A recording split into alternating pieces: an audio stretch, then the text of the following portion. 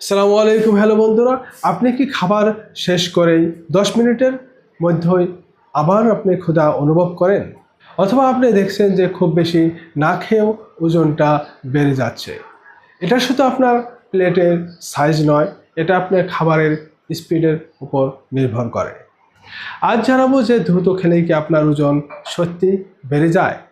আপনার ব্রেন ও পেটের মধ্যে যোগাযোগ তাৎক্ষণিক নয়।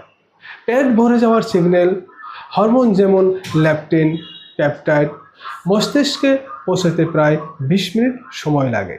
তাই দ্রুত খেলে আপনি এই 20 মিনিটের আগেই অনেক বেশি ক্যালোরি আপনি খেয়ে ফেলেন, প্রায় 10 থেকে 20% বেশি। ফলে শরীরে যতটুকু দরকার তার থেকে অনেক বেশি ক্যালোরি পায়, আর অতিরিক্তটা চর্বি হিসাবে জমা হয়। একাধিক গবেষণায় দেখা গেছে দ্রুত খাওয়ার মানুষে একই সময়ে অনেক বেশি খান।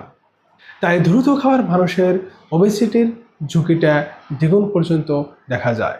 এছাড়া দ্রুত খেলে মেটাবলিক সিনড্রোম, উচ্চ রক্তচাপ, ডায়াবেটিসের ঝুঁকিটাও বেড়ে যায়। তাই আপনি ধীরে ধীরে খাবার অভ্যাস করুন। প্রতি গ্রাস আপনি 20 থেকে 30 বার চেবান, আর 20 থেকে 30 মিনিটের মধ্যে আপনি খাবার শেষ করুন।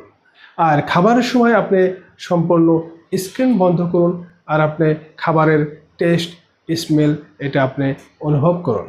তাহলে কি শুধু দ্রুত খাবার জন্য আপনার ওজন বাড়ছে? এমন সবসময় নয়।